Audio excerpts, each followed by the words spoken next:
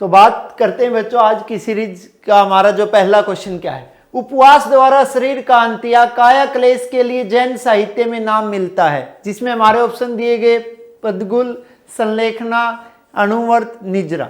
जल्दी से कमेंट करके बताएं और क्वेश्चन का सही आंसर दें।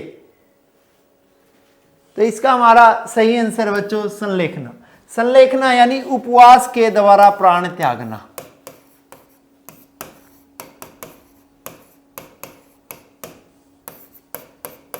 प्राण त्यागना, उपवास के द्वारा प्राण त्यागने की प्रक्रिया कौन से धर्म में जुड़ी हुई है? जैन धर्म में जुड़ी हुई। और इसका वर्णन हमें किस में मिलता है? जैन साहित्य में मिलता है। जैन साहित्य की अगर बात करना चाहूं तो जैन धर्म के जो पूर्व ग्रंथ है यानी प्राचीन ग्रंथ क्या कहलाते हैं? पूर्व। पूर्व की संख्या कितनी है? 14। और इन 14 पूर्वों को बाद में किस में बदल दिया गया? अंग में। अंग की संख्या भी कितनी है बच्चों? 12। इन्हीं 12 अंगों से जुड़े हुए उपांग, उपांग की संख्या भी कितनी है? 12। इसके बाद नंबर आता है प्रकीर्ण का, और प्रकीर्ण की संख्या कितनी है? 10। इसके बाद नंबर आता है छंद सूत्र का, और छंद सूत्र की संख्या कितनी है? 6। इसके बाद नंबर आता है मूल सूत्र का, और मूल सूत्र की संख्या कितनी है? 4। बच्चों आपको ये सीक्वेंस ध्यान में होना चाहिए, कई बार इस सीक्वेंस का क्वेश्चन आता है। यानी पूर्व कितने हैं? 14। अंग कितने हैं? 12। उपांग कितने? 12। प्रकीर्ण कितने हैं? 10। छंद सूत्र कितने? 6। और मूल सूत्र कितने हैं?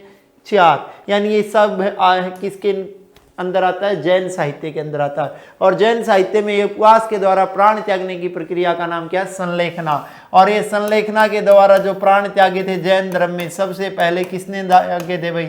ऋषभ देव ने, जो जैन धर्म के क्या कहलाए थे? संस्थापक। उसके बाद अजीत नाथ ने, उसके बाद और फिर तीर्थकर हुए, जिसमें 22 में अरिष्टी नेमिनाथ, 23 में पार्श्वनाथ, 24 में महावीर स्वामी, उसके बाद सुधर्मा, और उसके बाद एक ऐसा राजा भी हुआ है जिसने संलेखना के द्वारा प्राण त्यागे थे, उसका नाम है चंद्रगुप्त मौर्य, यानी मौर्य वंश का संस्थापक।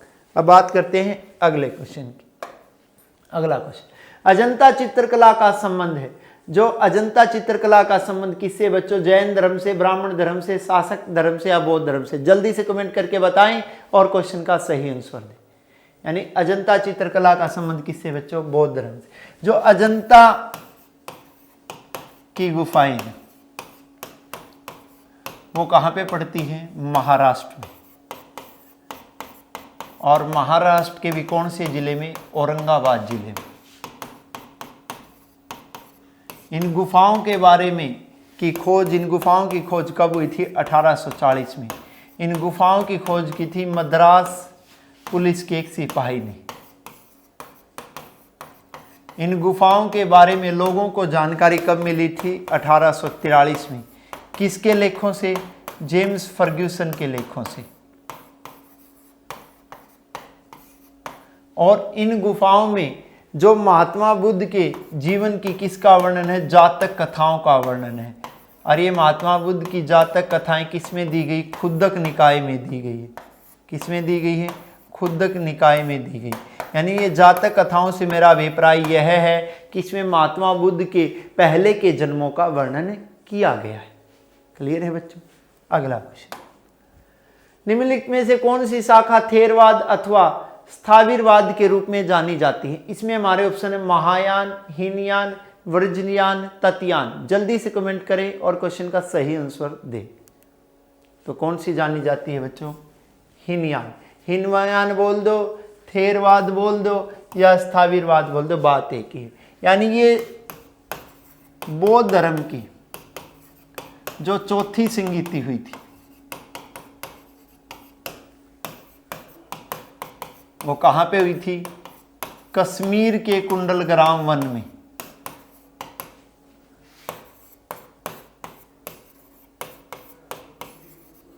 वन में उस समय राजा कौन था? कनिष्क। कब हुई थी? पहली शताब्दी में। अध्यक्षता किसने की थी? वसुमित्र ने। उपाध्यक्ष कौन था? अश्व घोष। और इसी में कितने भागों में बटे थे? 2। वो 2 भाग कौन से बच्चों? महायान और हीनयान। महायान का शाब्दिक अर्थ है उत्कृष्ट मार्ग। हीनयान का शाब्दिक अर्थ है रूढ़िवादी। रूढ़िवादी बोल दे निम्न मार्गी। जो महायान के ग्रंथ है वो कौन सी भाषा में? संस्कृत भाषा में। इनके ग्रंथ कौन सी भाषा में? पाली भाषा में। ये महात्मा बुद्ध को क्या मानते हैं? भगवान। और इन्होंने महात्मा बुद्ध की पहले क्या शुरू की थी? पूजा। ये महात्मा बुद्ध को क्या मानते हैं? महापुरुष। क्लियर है बच्चों? ये डिफरेंस है हीनयान और महायान के। उत्तर भारत में किसका आधिपत्य है? महायान शाखा का। जबकि दक्षिण भारत में किसका आधिपत्य है? हीनयान शाखा का। अगला क्वेश्चन, वैशाली राजधानी थी, हमें बताना वैशाली किसकी राजधानी थी? मल्लों की राजधानी थी, चेरों की, आंध्रों की या लिच्छवियों की? जल्दी से कमेंट करके बताएं कि वैशाली किसकी राजधानी थी। तो वैशाली राजधानी थी बच्चों लिच्छवियों की। किसकी राजधानी थी? लिच्छवी संघ की राजधानी थी। और लिच्छवी संघ की राजधानी क्या थी? वैशाली। जबकि मल्लों की राजधानी थी कुशीनगर और पावापुरी।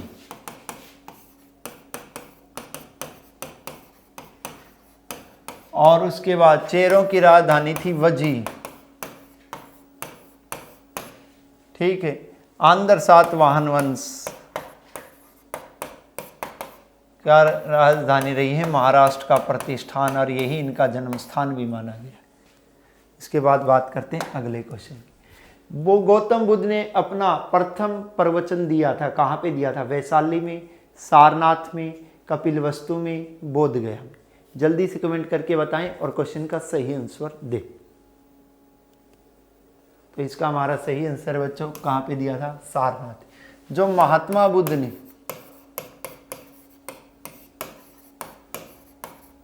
पहला उपदेश बोल दो या प्रथम प्रवचन बोल दो, बात एक ही। कहाँ पे दिया था भाई? सारनाथ में। कितने लोगों को दिया था? 5 लोगों को। और ये 5 वो लोग थे जो इसे कहाँ पर छोड़कर भाग गए थे? गया में छोड़कर भाग गए थे। और कौन सी भाषा में दिया था? पाली भाषा में। कौन सी भाषा में दिया था बच्चों? पाली भाषा में। क्लियर है? और ये महात्मा बुद्ध के उपदेश देने की जो घटना है उसे इतिहास में किस नाम से जाना जाता है? धर्म चक्र प्रवर्तन के नाम से। किस नाम से जाना जाता है? धर्म चक्र प्रवर्तन के नाम से जाना जाता है। जबकि वैशाली वो जगह है जहाँ से महात्मा बुद्ध ने किसकी शुरुआत की थी? भिक्षुणी संघ की शुरुआत की थी अपने प्रिय शिष्य आनंद के कहने पर। कपिलवस्तु वो जगह है जहाँ पर 563 ईसा पूर्व में महात्मा बुद्ध का जन्म हुआ था। बोधगया वो जगह है जहाँ पर महात्मा बुद्ध को 35 वर्ष की आयु में बोधगया के उरुवेला के निरंजना या पुनपुन नदी के किनारे एक पीपल के वृक्ष के नीचे ज्ञान प्राप्त हुआ था। उसी पीपल के वृक्ष को कटवा दिया था बंगाल के गौड़ वंश के शासक शशांक ने। नेक्स्ट क्वेश्चन, जैन धर्म के प्रथम महासम्मेलन यानी प्रथम संगीति का स्थान क्या था? इसमें हमारे ऑप्शन है बच्चों कुंडग्राम, वैशाली, पाटलिपुत्र, राजगृह। जल्दी से कमेंट करके बताएं और क्वेश्चन का सही आंसर दें। तो इसका हमारा सही आंसर बच्चों पाटलिपुत्र। यानी ये पाटलिपुत्र में पहली जैन संगीति हुई थी। इसकी अध्यक्षता की थी स्थूलभद्र ने।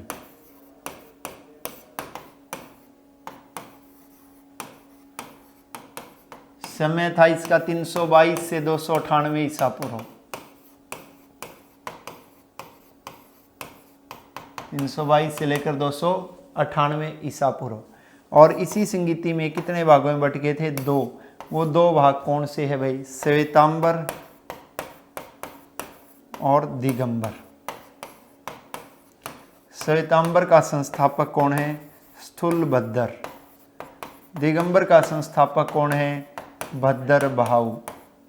श्वेतांबर जो कैसे वस्त्र धारण करते हैं? सफ़ेद वस्त्र धारण करते हैं। और दिगंबर वाले वस्त्र धारण नहीं करते। और ये सभी तीर्थंकरों को क्या मानते हैं? भगवान। ये सभी तीर्थंकरों को क्या मानते हैं? महापुरुष। ये महावीर स्वामी को क्या मानते हैं? अविवाहित। ये महावीर स्वामी को क्या मानते हैं? विवाहित। इन्होंने ही यानी श्वेतांबर शाखा ने ही जैन धर्म में पहले पूजा शुरू की थी। और उत्तर भारत में कौन सी शाखा का प्रभाव है? श्वेतांबर शाखा का।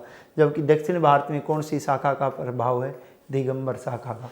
तो यह आपको बताना चाहूँगा, जैन धर्म की पहली संगीति पाटलिपुत्र में, दूसरी हुई थी कहाँ पर? मथुरा में, और तीसरी हुई थी वल्लभी में। नेक्स्ट क्वेश्चन, 22वें तीर्थकर कौन थे? इसमें हमारे ऑप्शन है बच्चों पार्श्वनाथ, ऋषभदेव, अजीतनाथ, नेमिनाथ। जल्दी से कमेंट करके बताएं और क्वेश्चन का सही आंसर दें। तो 22वें तीर्थकर थे बच्चों अरेष्टी नेमिनाथ, और इनका प्रतीक चिन्ह क्या था? शंख। क्या था? शंख। अजीतनाथ कौन सा तीर्थकर था? दूसरा, और इसका प्रतीक चिन्ह क्या था? हाथी। जबकि 23वां कौन था? पार्श्वनाथ, और इसका प्रतीक चिन्ह क्या था? सांप। जबकि 24वां तीर्थकर कौन था? ऋषभदेव। पहला तीर्थकर कौन था? ऋषभदेव, जिसका दूसरा नाम है आदिनाथ, और ऋषभदेव का प्रतीक चिन्ह क्या था? सांड। यह आपके सामने चारों तीर्थकर, इनका मैंने चारों का आपको क्रम बताया और चारों के प्रतीक चिन्ह भी बताए। तो बात करते हैं अगले क्वेश्चन। शशांक ने जिस वृक्ष को कटवा दिया था उसका महात्मा बुद्ध से क्या संबंध है? हमारे ऑप्शन है बच्चों, ये उसकी जन्मस्थली थी, ज्ञान प्राप्ति स्थल था, निवारण प्राप्ति स्थल था, या फिर विवाह स्थल था। जल्दी से कमेंट करके बताएं और क्वेश्चन का सही आंसर दें।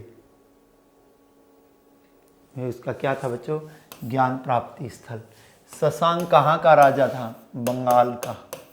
कौन से वंश का राजा था? गौड़ वंश का राजा था, और इसी ने उस वृक्ष को कटवा दिया था। और यह कौन से धर्म को मानता था? ब्राह्मण धर्म को, यानी ब्राह्मण धर्म का न्यायी था। कौन था? शशांक। क्लियर है। और यह ज्ञान प्राप्ति स्थली पड़ती है बिहार के गया के उरुवेला के निरंजना या पुनपुन नदी के किनारे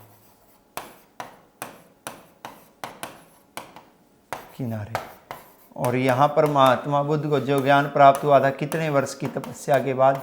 6 वर्ष की तपस्या के बाद। यानी महात्मा बुद्ध यहाँ पर ज्ञान प्राप्ति के लिए उन्होंने तपस्या करी थी 29 वर्ष की आयु में शुरू, और जबकि उनकी तपस्या सफल हुई थी कितने वर्ष की आयु में? 35 वर्ष की आयु में सफल हुई थी। यानी उन्हें ज्ञान प्राप्ति के लिए कुल कितना समय लगा? 6 वर्ष। नेक्स्ट क्वेश्चन, किस मौर्य शासक को उसके सेनापति द्वारा हत्या कर दी गई? यानी उस मौर्य शासक का नाम बताना है जिसकी हत्या उसी के सेनापति ने की थी। इसमें हमारे ऑप्शन है अशोक, चंद्रगुप्त, दशरथ या बृहदत्त। जल्दी से कमेंट करके बताएं और क्वेश्चन का सही आंसर दें। तो इसमें हमारा सही आंसर है बच्चों बृहदत्त। बृहदत्त की हत्या की थी उसी के सेनापति ने, और उसके सेनापति का नाम क्या था? पुष्यमित्र शुंग। और इस प्रकार पुष्यमित्र शुंग ने कौन से वंश का अंत कर दिया? मौर्य वंश का। और उसने मौर्य वंश का अंत कहाँ से किया था? मगध से। और इस प्रकार मगध में एक नए वंश की शुरुआत हुई, शुंग वंश की। और शुंग वंश का समय क्या रहा था बच्चों? 184 से लेकर 75 ईसा पूर्व। शुंग वंश का संस्थापक कौन था? पुष्यमित्र शुंग। पुष्यमित्र शुंग की राजधानी क्या थी? विदिशा। पुष्यमित्र शुंग ने अपने पुरोहित पंतजलि की सहायता से कितने अश्वमेध यज्ञ किए थे? 2। पुष्यमित्र शुंग को ही बौद्ध ग्रंथों में बौद्धों का हत्यारा और बौद्ध मठों का नाश करने वाला कहा जाता है, क्योंकि उसने अशोक के द्वारा बनवाए गए कितने स्तूपों को तुड़वा दिया था? 84,000 स्तूपों को तुड़वा दिया था। जबकि उसकी दूसरी तरफ अपवाद स्वरूप ये बात करना चाहूँ तो क्वेश्चन कई बार आता है कि भरूच स्तूप का निर्माण किसने करवाया?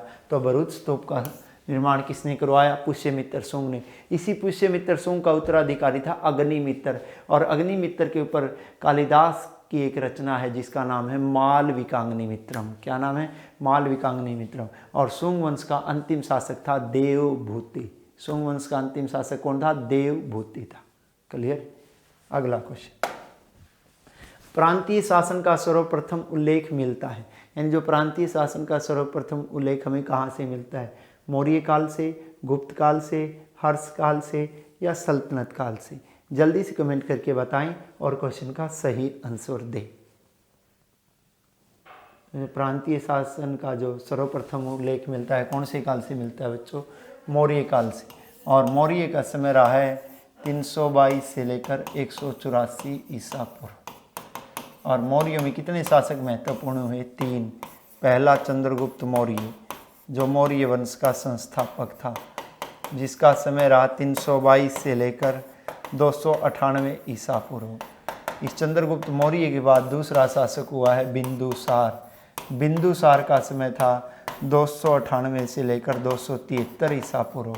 और इसके बाद तीसरा शासक हुआ है अशोक।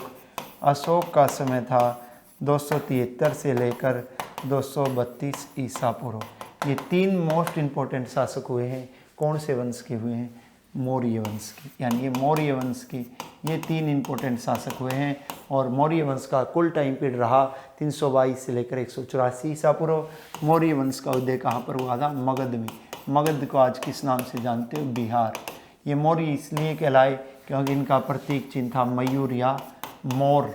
इसी कारण ये क्या कहलाए थे? मौर्य कहलाए थे। नेक्स्ट क्वेश्चन, बौद्ध ग्रंथ अगुंतर निकाय में कितने महाजनपदों का उल्लेख मिलता है? इसमें हमारे ऑप्शन है बच्चों 12, 15, 16, 18। जल्दी से कमेंट करके बताएं और क्वेश्चन का सही आंसर दें। कितने का मिलता है भाई? 15 का। यानी बौद्ध ग्रंथ अगुंतर निकाय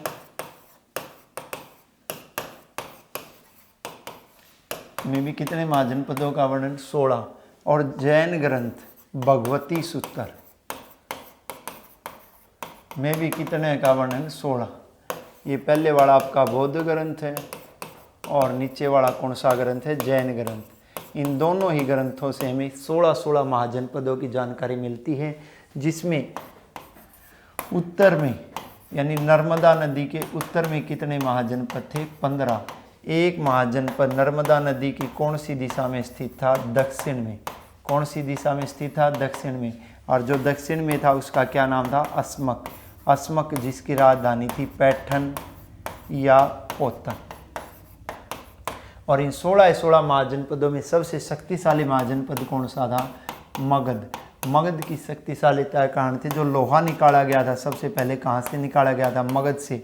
और जो चावल की खेती की शुरुआत हुई थी वो चावल की खेती की भी शुरुआत कहाँ से हुई थी? मगध से। और इसी मगध महाजनपद की राजधानी थी राजगृह। राजगृह का शाब्दिक अर्थ है राजाओं का घर। और इसी की दूसरी राजधानी थी गिरिवर्ज, यानी 7 पहाड़ियों से घिरा हुआ क्षेत्र, इसीलिए इसे नाम दिया गया गिरिवर्ज।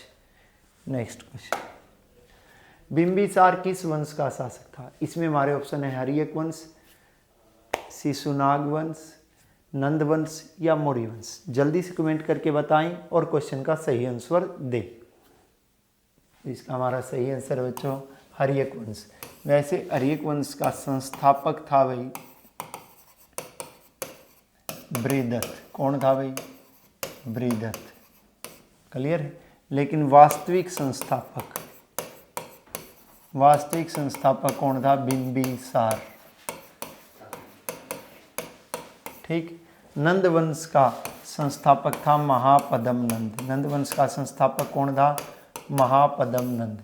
जबकि मौर्य वंश का संस्थापक कौन था? चंद्रगुप्त मौर्य। और जबकि शिशुनाग वंश का संस्थापक कौन था? खुद शिशुनाग। इनका सीक्वेंस ये है बच्चों, हर्यक वंश पहला वंश था, दूसरा वंश नाग वंश था, तीसरा वंश नंद वंश था और चौथा वंश मौर्य वंश था। और चारों ही वंश एक ही जगह पर हुए। कहाँ पर हुए? मगध। क्लियर है? बात करते हैं नेक्स्ट क्वेश्चन। प्रयाग प्रशस्ति के रचयिता कौन है? हरिसेन है, वसुबंधु है, समुद्रगुप्त है या वत्स भट्टी है? जल्दी से कमेंट करें और क्वेश्चन का सही आंसर दें। इसका हमारा सही आंसर क्या बच्चों? हरिसेन। हरिसेन किसका दरबारी कवि था भाई? समुद्रगुप्त का। यानी समुद्रगुप्त के राज्य की चाहे प्रशासनिक व्यवस्था चाहे राजनीतिक व्यवस्था हो, उस सब की जानकारी मिलती है हमें कौन सी पुस्तक से मिलती है? प्रयाग प्रशस्ति। और प्रयाग प्रशस्ति से हमें यह पता लगता है समुद्रगुप्त ने शासक बनते ही किसकी योजना बनाई थी? धरणी बंद की योजना बनाई थी, जबकि वसुबंधु क्या था, एक बौद्ध भिक्षु था, और इस वसुबंधु नाम के बौद्ध भिक्षु को भी संरक्षक प्राप्त था, और उसे भी किसका संरक्षक प्राप्त था, समुद्रगुप्त का संरक्षक प्राप्त था। और समुद्रगुप्त का समय रहा है 335 से लेकर 380 ईस्वी। समुद्रगुप्त का समय क्या रहा है, 335 से लेकर 380 ईस्वी। नेक्स्ट क्वेश्चन, चंद्रगुप्त प्रथम ने कौन सा नया संवत चलाया था? इसमें हमारे ऑप्शन है बच्चों, शक संवत, विक्रमी संवत, गुप्त संवत, उपरोक्त सभी। जल्दी से कमेंट करके बताएं और क्वेश्चन का सही आंसर दें। कौन सा संवत चलाया था भाई? गुप्त संवत चलाया था। कब चलाया था? 319-20 ईस्वी में। और चंद्रगुप्त प्रथम गुप्त वंश का पहला शासक है जिसने क्या चलाया था? संवत चलाया था। ठीक, शक संवत किसने चलाया था? कनिष्क ने चलाया था। कनिष्क कौन से वंश का शासक था? कुषाण वंश का शासक था। कनिष्क ने ये जो शक संवत चलाया था, ये कब चलाया था? 78 ईस्वी में। क्लियर है। जो विक्रमी संवत चलाया था वो उज्जैन के एक स्थानीय राजा ने चलाया था, जिसका नाम क्या था? विक्रमादित्य। और उसने शकों पर विजय प्राप्त करने की खुशी में 57 ईसा पूर्व में चलाया था। और 57 ईसा पूर्व में कौन सा संवत चला था? विक्रमी संवत चला था। इसके अलावा आता है एक संवत और बच्चों में आपको बता देना चाहूँ, हर्ष संवत। हर्ष संवत चलाने का श्रेय दिया जाता है हर्षवर्धन को। हर्षवर्धन के द्वारा यह संवत कब चलाया गया था? 606 ईस्वी में। इसके अलावा एक नाम और आता है इलाही संवत। इलाही संवत चलाया गया था 1583 में, और इलाही संवत चलाने का श्रेय दिया जाता है मुगल साम्राज्य के शासक अकबर को। अगला क्वेश्चन, चंद्रगुप्त द्वितीय किस अन्य नाम से जाना जाता है? इसमें हमारे ऑप्शन है बच्चों, देवगुप्त, देवराज, देवश्री। जल्दी से कमेंट करके बताएं कि इसका सही आंसर क्या है। तो या देवगुप्त बोल दे, या देवराज बोल दे, या देवश्री, ये बिल्कुल सही है। ये पांचों ही नाम ये तीनों ही नाम चंद्रगुप्त द्वितीय को दिए गए थे। जबकि इसकी उपाधि का क्वेश्चन बार बार आता है, और इसे किसकी उपाधि दी गई थी? विक्रमादित्य की उपाधि दी गई थी। और ये इतिहास का पहला शासक है जिसके दरबार में क्या थे? नवरत्न। इसके नवरत्नों में नाम आता है कालिदास, आर्यभट्ट, धन्वंतरी, बेताल भट्ट, शूद्रक, भारवी, बराहगुप्त, अमर सिंह, ठीक है, और विष्णु शर्मा। क्लियर। उसके अलावा इसी का समय गुप्तों में कला और साहित्य का क्या कहलाता है? स्वर्णयुग कहलाता है। इसी ने राज्य विस्तार के लिए कितनी नीतियां अपनाई थी? 2। पहला वैवाहिक संबंध, दूसरा युद्ध। और इसकी राजधानियां भी कितनी थी? 2। पहली राजधानी पाटलिपुत्र और दूसरी राजधानी उज्जैनी। दोनों ही शिक्षा के प्रमुख केंद्र भी रहे। किस इतिहासकार ने समुद्रगुप्त की वीरता पर मुग्ध होकर उसे भारतीय नेपोलियन कहना पसंद किया? इसमें हमारे ऑप्शन है बच्चों, John Marshall, Martin Hiller, Vincent Smith, Ernest Mackay. तो इसमें हमारा सही ऑप्शन है बच्चों विंसेंट स्मिथ। विंसेंट स्मिथ ने समुद्रगुप्त को भारत का क्या कहा है? नेपोलियन कहा है। क्यों कहा है? क्योंकि समुद्रगुप्त का राज्य उत्तर में कश्मीर, दक्षिण में नर्मदा और पूर्व में ब्रह्मपुत्र तक फैला हुआ था। इसीलिए समुद्रगुप्त को भारत का क्या कहा? नेपोलियन कहा। और उसे भारत का नेपोलियन किसने कहा भाई? विंसेंट स्मिथ ने कहा। नेक्स्ट क्वेश्चन, किस अभिलेख में सर्वप्रथम सती प्रथा के बारे में कहा गया कि गोपराज नामक सेनापति की जो पत्नी है वो सती हुई थी? इसमें हमारे ऑप्शन है एरन अभिलेख, मंदसौर अभिलेख, विल्सड अभिलेख और प्रियास्तंभ लेख। जल्दी से कमेंट करके बताएं और क्वेश्चन का सही आंसर दें। तो इसका हमारा सही आंसर है बच्चों एरन अभिलेख। और इस एरन अभिलेख से कौन सा शासक जुड़ा हुआ है? भानुगुप्त। यानी भानुगुप्त के एरन अभिलेख में हमें पहला लिखित प्रमाण मिलता है। और पहला लिखित प्रमाण किसका मिलता है? सती प्रथा का मिलता है। जो सती प्रथा पर कानूनी रूप से रोक लगी वो कब लगी? 1829 में। किसके प्रयासों से? राजा राम मोहन राय के प्रयासों से। राजा राम मोहन राय, जिसमें जिसे आधुनिक पुनः जागरण का पितामह या आधुनिक पुनः जागरण का अग्रदूत भी कहा जाता है। और राजा राम मोहन राय के प्रयासों से 1829 में ये रोक लगाने का काम किया था लॉर्ड विलियम वेंटिक ने। किसने किया था बच्चों? लॉर्ड विलियम वेंटिक ने किया था। क्लियर है? उसके बाद बात करते हैं नेक्स्ट क्वेश्चन की। निम्नलिखित में से कौन नालंदा विश्वविद्यालय आया था और वहाँ पर शिक्षा प्राप्त की थी? इसमें हमारे ऑप्शन है बच्चों हेनसांग, फायान, मेगास्निज, मार्को पोलो। जल्दी से कमेंट करके बताएं और सही आंसर दें। इसका हमारा सही आंसर बच्चों हवेनसांग। हवेनसांग आया था, यानी किसके समय आया था? हर्षवर्धन के समय आया था। और कौन से विश्वविद्यालय में पढ़ने आया था? नालंदा विश्वविद्यालय में। उस समय नालंदा का जो कुलपति था वो कौन था? शीलभद्र था। क्लियर है? हवेनसांग का जो हिंदुस्तान में समय रहा वो रहा 629 से लेकर 643 ईस्वी। हवेनसांग को ही कहा जाता है यात्रियों का राजकुमार, नीति का पंडित, शाक्य मुनि, महामोक्ष देव। ये सारे उपनाम किसे दिए गए हैं बच्चों? हवेनसांग को दिए गए। हवेनसांग की जो पुस्तक है, कई बार क्वेश्चन आता है, उसकी पुस्तक का नाम क्या है? सीयूकी। उसने अपनी यात्रा को भी एक नाम दिया और उसने अपनी यात्रा को क्या नाम दिया? यिंतु। आपको मैं बताना चाहूँगा हर्षवर्धन ने जो 100 गांव की आय है वो दान दे रखी थी। और वो किसे दान दे रखी थी? नालंदा विश्वविद्यालय को। किसे दान दे रखी थी बच्चों? नालंदा विश्वविद्यालय को। नालंदा विश्वविद्यालय का संबंध कौन से धर्म से रहा है? बौद्ध धर्म से रहा है। नालंदा विश्वविद्यालय की स्थापना करवाई थी गुप्त वंश के शासक कुमार गुप्त ने। नालंदा विश्वविद्यालय कहा जाता है ऑक्सफोर्ड ऑफ महायान बौद्ध। इसके बाद विश्वविद्यालय ओदंतपुरी विश्वविद्यालय स्थापना करवाई थी पाल वंश के संस्थापक गोपाल ने। उसका संबंध भी बौद्ध धर्म से रहा है। उसके बाद का विश्वविद्यालय विक्रमशिला विश्वविद्यालय, उसकी स्थापना करवाई थी गोपाल के पुत्र धर्मपाल ने। और इस विश्वविद्यालय का संबंध भी कौन से धर्म से रहा? बौद्ध धर्म से।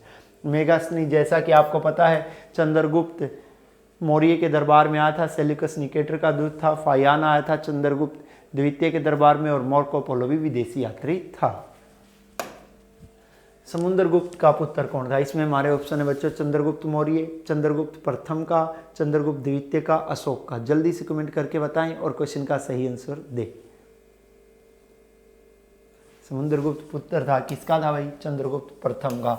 चंद्रगुप्त प्रथम ही गुप्त वंश का क्या कहलाया? वास्तविक संस्थापक। और चंद्रगुप्त प्रथम ही गुप्त वंश का पहला स्वतंत्र शासक था। पहला कौन सा शासक था? स्वतंत्र शासक था। और समुद्रगुप्त के पिता चंद्रगुप्त प्रथम, जबकि इसकी माता का नाम था कुमार देवी। माता का क्या नाम था भाई? कुमार देवी।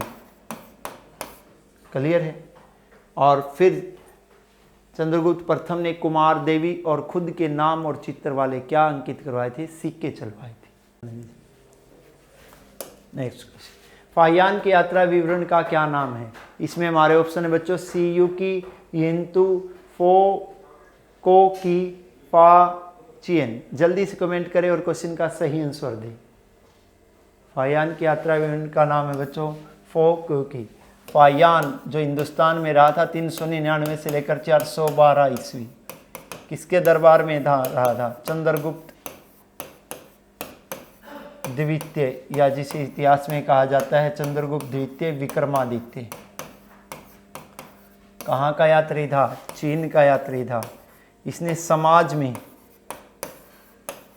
एक नए वर्ग का वर्णन किया था और समाज में उस नए वर्ग को क्या नाम दिया गया था? चंडाल। चांडाल जो नगर से बाहर रहते थे, पशुओं से खाल उतारने का काम करते थे। ऊंची जाति के लोग घृणा करते थे किसके दर्शन करने में? चंडालों के दर्शन करने में। क्लियर है? अगला क्वेश्चन, निम्नलिखित नाटकों में से किसे शूद्रक ने लिखा है? इसमें हमारे ऑप्शन है बच्चों मच्छीकटिकम, नागानंद, ऋतु संहार, मेघदूत। जल्दी से कमेंट करके बताएं और क्वेश्चन का सही आंसर दें। शूद्रक की रचना क्या है बच्चों? मच्छीकटिकम। जबकि ऋतु संहार किसकी रचना है? कालिदास की रचना है। भारत का शेक्सपियर किसे कहा जाता है? कालिदास को कहा जाता है। कालिदास की कितनी रचनाएं?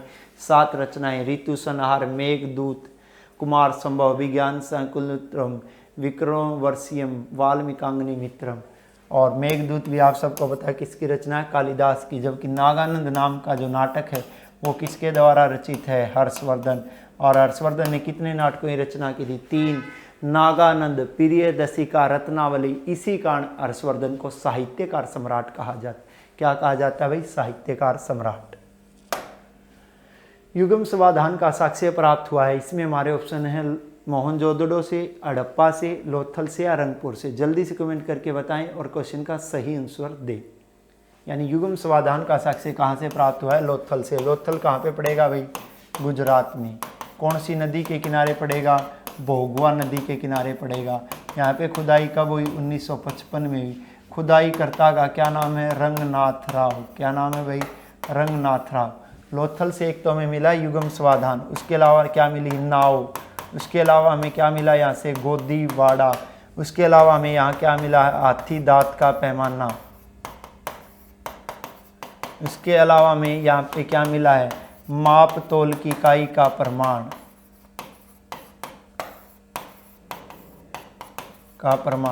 और सिंधु घाटी सभ्यता के समय जो माप तोल की इकाई हो कितने के अनुपात में थी? 16 के अनुपात में थी। इसके अलावा हमें यहाँ से क्या मिली है? अग्नि वेदिका। क्लियर है? मोहनजोदड़ो का शाब्दिक अर्थ है मृतकों का टीला। क्या है मोहनजोदड़ो का शाब्दिक अर्थ? मृतकों का टीला। यहाँ पर कब खुदाई हुई थी? 1922 में। खुदाई करता क्या नाम है? राखल दास बनर्जी। क्या नाम है भाई? राखल दास बनर्जी। जबकि जो हड़प्पा में खुदाई हुई थी, हड़प्पा में खुदाई कब हुई थी बच्चों? 1921 में। खुदाई करता क्या नाम है? दयाराम साहनी। और जबकि रंगपुर में जो खुदाई हुई थी वो भी 1955-56 में हुई थी। और यहाँ की खुदाई करता भी कौन है? रंगनाथ राव। ये रंगपुर और लोथल पड़ेंगे दोनों गुजरात में। मोहनजोदड़ो और हड़प्पा ये दोनों पड़ेंगे पाकिस्तान में। क्लियर? अगला क्वेश्चन, गुप्त शासकों द्वारा जारी किए गए अधिकांश सिक्के किस धातु के थे? इसमें हमारे ऑप्शन है स्वर्ण के, रजत के, कांसे के या तांबे के। जल्दी से कमेंट करके बताएं और क्वेश्चन का सही आंसर दें। गुप्तों ने जो सब अधिकांश सिक्के चलाए किस धातु के थे? स्वर्ण के थे। और उन्हें एक नाम भी दिया गया था बच्चों, वो नाम क्या था? दिनार। जबकि वैसे सोने के सिक्के चलाने का श्रेय दिया जाता है कुषाण वंश को। और कुषाण वंश के शासक का नाम था कुचला कदफिसेस। कुचला कदफिसेस के द्वारा चलाए गए थे सबसे पहले। किसके सिक्के चलाए गए थे? सोने के सिक्के चलाए गए थे।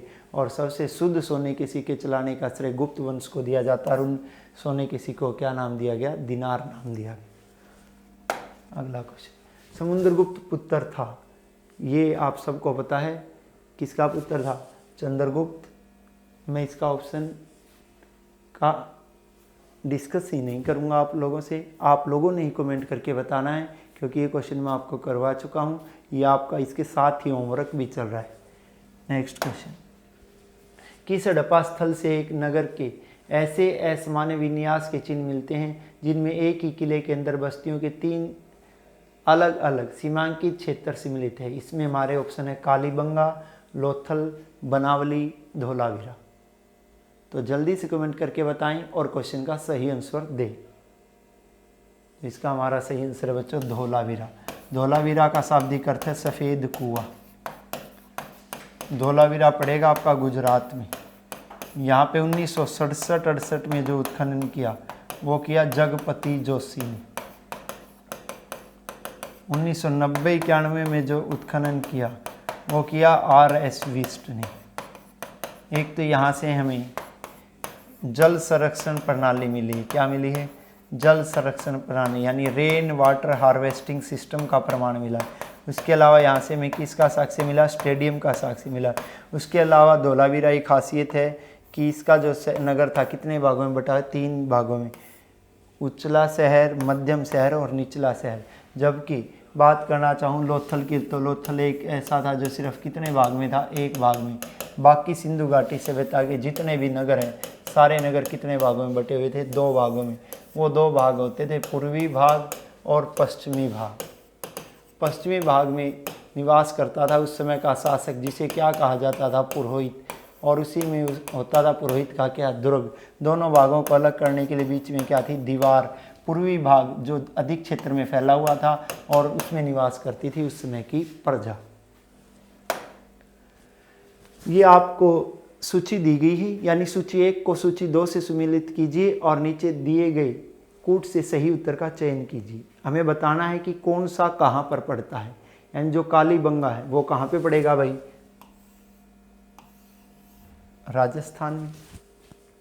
सुरकोटड़ा, सुरकोटड़ा कहाँ पे पड़ेगा भाई आपका,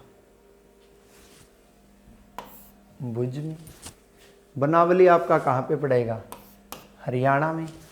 यानी हमें देखना है कि कौन सा हमारा ऑप्शन इस पे स्टिक बैठता है। तो आपका जो कालीबंगा राजस्थान में, सही बात है भाई। इसके बाद जो डी का डी है, तो इसका हमारा आंसर आएगा बच्चों, क्या आएगा, डी आएगा। क्लियर। अगला क्वेश्चन, मोहनजोदड़ो, इसमें हमें नदियां बतानी है, नाम दिए गए। यानी मोहनजोदड़ो की जब भी नदी पूछी जाती है तो इसका आपका ऑप्शन होगा कौन सी नदी है, सिंधु नदी। कौन सी नदी है, सिंधु नदी। हड़प्पा में ये गलती करते हैं, हड़प्पा की कौन सी नदी है, रावी नदी। इसके अलावा कालीबंगा की कौन सी नदी है, घग्गर नदी। सुतकांगेडोर कौन सी नदी किनारे है, दास्त नदी के किनारे। क्लियर। अगला क्वेश्चन, मैक्स मुलर के मतानुसार आर्य मूल निवासी थे कहाँ के, मध्य एशिया के, यूरेशिया के और अमेरिका के या चीन के। जल्दी से कमेंट करके बताएं कि आर्य कहाँ के निवासी थे। आर्य निवासी थे बच्चों मध्य एशिया के। यह बात एक तो बताई हमें प्रोफेसर मैक्स मुलर ने। उसके अलावा एक ईरान के धर्म ग्रंथ जिसका नाम है जैन अवेस्ता, यह ईरान का धर्म ग्रंथ जैन अवेस्ता, जो रचना है जरथुस्तर की, वह भी हमें यह जानकारी देती है कि आर्य कहाँ के निवासी थे, मध्य एशिया के। इसके अलावा एक अभिलेख बोगज, वह भी यह हमें जानकारी देता है कि आर्य कहाँ के निवासी थे, मध्य एशिया के। जबकि आर्य शब्द का शाब्दिक अर्थ होता है श्रेष्ठ, उच्च या कुलीन बोल दो, या आप क्या बोल सकते हो, स्वतंत्र बोल सकते हैं। आर्य किसी जाति का घोतक नहीं है। आर्य एक भाषाई समूह था और जिसकी भाषा क्या थी, संस्कृत। और ये आर्य हिंदुस्तान में आए थे कौन से पर्वत को पार कर कर, हिंदू कुश पर्वत को पार कर कर, जो पड़ता है पाकिस्तान और अफगानिस्तान की सीमा पर। इन्होंने हिंदू कुश पर्वत को पार किया था कौन से दर्रे के रास्ते, खैबर दर्रे के रास्ते। और ये हिंदुस्तान में सबसे पहले पहुंचे थे सपत सेंधव में। सपत सेंधव का अर्थ है 7 नदियाँ, सिंधु, सरस्वती, रावी, चिनाब, झेलम, व्यास और सतलुज। नेक्स्ट क्वेश्चन, ऋग्वेद संहिता में मंत्रों का 1/4 भाग निम्नलिखित में से किस देवता को समर्पित है। इसमें हमारे ऑप्शन है रुद्र, अग्नि, इंद्र, मरुत। जल्दी से कमेंट करें और सही आंसर दें। किसको है बच्चों, इंद्र को। इंद्र को ही ऋग्वेद में क्या कहा गया है, पुरंदर कहा गया है। इसके अलावा इसे एक नाम और दिया गया है, वो नाम क्या है, गढ़ विध्वंसक। इंद्र शब्द का प्रयोग ऋग्वेद में कितनी बार हुआ है, 250 बार हुआ है। कितनी बार हुआ है, 250 बार। और ऋग्वैदिक काल का जो मुख्य देवता था, वो मुख्य देवता ही कौन था, इंद्र था। जबकि जो दूसरा देवता था, वो दूसरा देवता या मध्यस्थ जो देवता कह सकते हैं, मध्यस्थ देवता कौन था, अग्नि। क्लियर है। अगला क्वेश्चन, प्रारंभिक वैदिक कालीन आर्यों का मुख्य व्यवसाय क्या था। खेती करना, शिकार करना, मछली पकड़ना या पशुपालन। जो प्रारंभिक वैदिक कालीन आर्यों का मुख्य व्यवसाय क्या था बच्चों, पशुपालन। इसीलिए जो ऋग्वैदिक काल की व्यवस्था आर्य सभ्यता में कैसी व्यवस्था थी, ग्रामीण व्यवस्था थी। और इस पशुपालन में भी मुख्य पशु क्या था, गाय। गाय के लिए वेदों में कौन सा शब्द आया, अघन्या। अघन्या का अर्थ होता है न मारने योग्य पशु, जिसकी हत्या नहीं की जा सकती। और ऋग्वैदिक काल में जो लड़ाई होती थी, यानी लड़ाई का कारण ही क्या थी, गाय। और लड़ाई के लिए एक शब्द आया गवेषणा, या कई जगह एक शब्द दिया गया गवेष्टि। बात एक ही। उसके बाद बात करता, अब बात कर रहा हूँ मैं आपके साथ, क्योंकि आपको पता है ग्राम सचिव, स्टाफ नर्स, आंगनबाड़ी सुपरवाइजर के पेपर आए हुए हैं। हरियाणा सरकार ने उन एग्जाम्स की डेट फिक्स कर दी है। उन्हीं पेपर्स को ध्यान में रखते हुए हमने आप लोगों के लिए हम कुछ स्पेशल बुक्स लेकर आए हैं। उसमें पहली बुक्स है सामान्य ज्ञान और सामान्य विज्ञान। ये एक ऐसी बुक है जिसमें HSSC के सभी प्रीवियस ईयर पेपर का आपको सॉल्यूशन मिलेगा।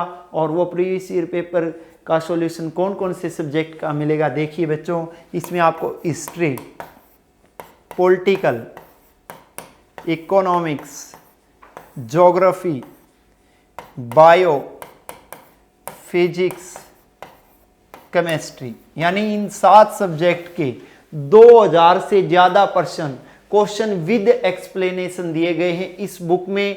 यह बुक पूरे हरियाणा में हर बुक स्टोर पर उपलब्ध है। यह अनुपम कृति है केसी पब्लिकेशन की, और इस बुक के राइटर आप सबको पता है, वह नाम है जो हरियाणा में शायद ही ऐसा कोई बच्चा हो जो ना जानता हो, यानी NS पंगाड़ की यह रचना है। और यह बुक आप लोगों के लिए काफ़ी लाभदायक होगी। जिस बच्चे ने इस बुक को परचेज नहीं किया है वो इस बुक को जल्दी से परचेज करें और अपना स्थान HSSC की भर्तियों में निश्चित करें। इसके अलावा हम दूसरी बुक एक और लेकर आए हैं, हिंदी इंग्लिश की। इस बुक में भी सेम HSSC के प्रीवियस ईयर जो क्वेश्चन है, जो क्वेश्चन बार बार रिपीट्स हो रहे हैं, उसका भी आपको पता लगेगा। और वो सारे क्वेश्चन दिए गए हैं क्वेश्चन विद एक्सप्लेनेशन। और इन दोनों सब्जेक्ट के यानी हिंदी और इंग्लिश के इस बुक में आपको 2250 से ज़्यादा क्वेश्चन दिए गए हैं। क्लियर है। उसके बाद बात करते हैं हरियाणा जीके की 2 अद्भुत कृतियाँ, जिसमें एक बुक है आपकी महारा हरियाणा। महारा हरियाणा में हरियाणा जीके का सारा मैटर आपको सब्जेक्टिव मिलेगा, यानी हर कोर्स हरियाणा जीके का हर टॉपिक डिटेल से दिया गया है, बजट समेत है। यह बुक जो बड़ौदा में हाल ही में उपचुनाव हुआ था उससे जुड़े तथ्य भी इस पुस्तक में दिए गए हैं। यानी इस पुस्तक में हर वो डाटा आप लोगों को प्रोवाइड करवाया गया है जो आपको इस एग्जाम की दृष्टि से इम्पोर्टेंट है। उसके बाद इसी के साथ हमारी एक और बुक है हरियाणा सामान्य ज्ञान वॉल्यूम 2।